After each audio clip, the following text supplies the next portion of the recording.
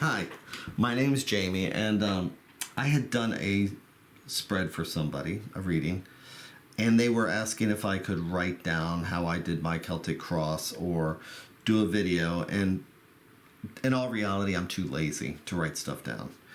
And also there was a conversation on a Facebook page about variations on the Celtic Cross. So I thought I would show mine. And so the big thing with mine is I do mine in phases, and if it's possible that I don't even need to do the entire Celtic Cross, so I don't lay everything out. My whole goal is just to have that conversation, to find out what's going on, and if just a few of the cards explain the situation, we can stop right there. But what I'm going to do is I'll show you how I go through that with the person who's sitting in front of me. So the first thing I'll do is I'll lay down two cards, and I will explain that this card right here is the situation, and this is what crosses it. This could help or hinder. So that's kind of classic. So I turn it over and we see we have the Eight of Pentacles, where it's just, you know, putting your head down, blah, blah, blah, getting things done. But we have the Tower reversed. So maybe, you know, now it's like just buckling down and just kind of doing what you have to after maybe some issues. That could be the entire conversation. We could be done at that point. You know, we get to the heart of the matter already, or maybe not. And I'll say, well, let's take a look at the past and see what happened, or see what's going on there. So I'll lay out these cards. And so I'll ask, it's like, so we pull this up and I can see the Fool reversed and I can see the Hangman. So it looks like maybe some coming out of a situation maybe where somebody was not acting responsibly, and they realized that they realized it, and so they learned that they needed to make the sacrifice, that there was some acceptance going on and sacrifice, and so whatever the Fool did, it caused some issues with the Tower presented there reversed, and that's why, you know, the person decided it's like time to buckle down. Great. So now I like having these two because it's almost like having the classic 3 spread, isn't it? This might be enough. Okay, but then I can say, well, let's take a look at what's going on with the near future. So we have the 7 of Pentacles reversed.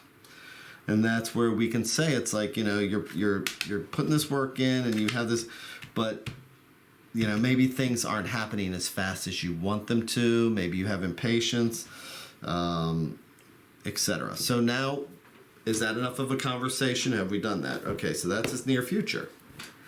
Now, if it's not, and then we want to keep going, you know, that's great. From there, we'll put up a card right here. This card right here is what you're working towards. This is where all your efforts are going to. This is what, you know, what you're applying yourself to. You know, this is the outcome, but this is what you're working towards. And then we'll flip that over. And it's the King of Pentacles. So he's working his way into a headache, or he's got a boss who's going to be a headache, something like that. Great. And then, you know, how do you feel about that? Because this is where, you know, you're going to the 7 of Pentacles here. You can see the impatience, and maybe you've got this boss here that you're just, you know, is not going to be happy with where you're at. Okay, well, we can find out what's going on under here because we've got all this stuff going on here. So what is underneath this conversation? What's going on under that may be unseen, maybe you're not seeing. And we flip it over. Judgment. So maybe they're feeling that judgment. Maybe, you know, they did something foolish, you know, and they're trying to keep their head down to keep things going to avert disaster, but maybe they know that the boss, you know, is still not going to be happy, and maybe they're feeling judged, and that's where the impatient comes in. Great. We could stop the conversation there. We may have enough. But then again, we're talking about the Celtic Cross, so we're going to move forward with it. So then I do the classic. This is the self. This is the environment. Hopes, fears, and or advice. Okay. And then this is the outcome. So I'll flip over the self. And here we have the Three of Pentacles. You know, with the person, again, we have the Eight of Pentacles and we have the Three of Pentacles here. And the person is like probably turned over a new leaf and really decided they're going to buckle down and work with people. And, you know, they've turned over that new leaf. Great. But what kind of an environment are they in? Especially since, you know, they might be having issues with a boss and feeling judged and feeling impatient. Ooh, and so to go with that, it's like, you know, the Hierophant reverse. So here we have this institution or this work or this job or whatever, and you know, there's a clash going on with how things are supposed to be, and you know, maybe that's causing the impatience and causing that feeling of judgment. It's just not a good work environment. So this is the hopes, fears, and or advice, as I put it. But I'm going to skip that, and I'm going to go directly to the outcome. So what is the outcome here? We have the Six of Pentacles. With the Six of Pentacles, sixes are about you know, solidity, and it's the threes that we have here. You know, it's the end result of the threes of putting things together.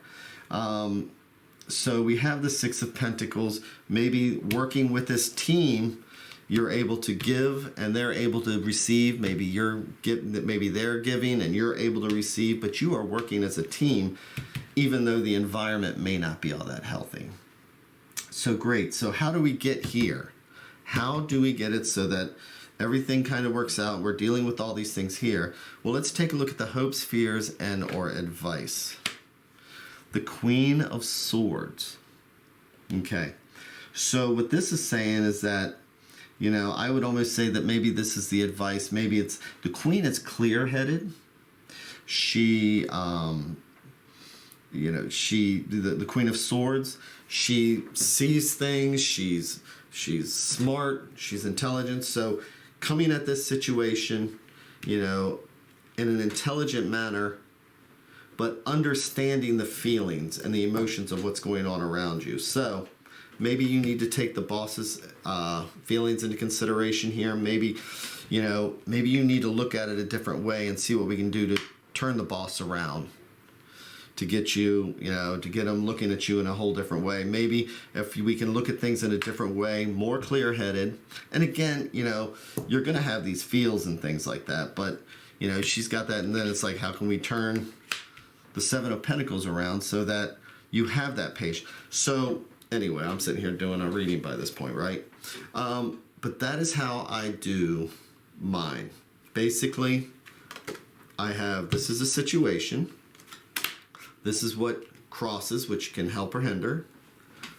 Then I lay out these two, which is the past. You know, that's a far past. This is a nearer past. But together they tell the story. This is the near future. This is the near future where things are heading. This is, again, what you're working towards. And again, it's like working towards, it shows that the boss here still may not be happy kind of thing. But this is what you're actually working towards. This is the outcome. This is what you're working towards. This is what may be unseen, what's going on in the, you know, in the background kind of thing, what's going on under. This is the self. This is the environment. This is hopes, fears, and or advice. And this is your outcome. So that is how I do my Celtic Cross in phases. So I hope you got something out of that. And thank you very much.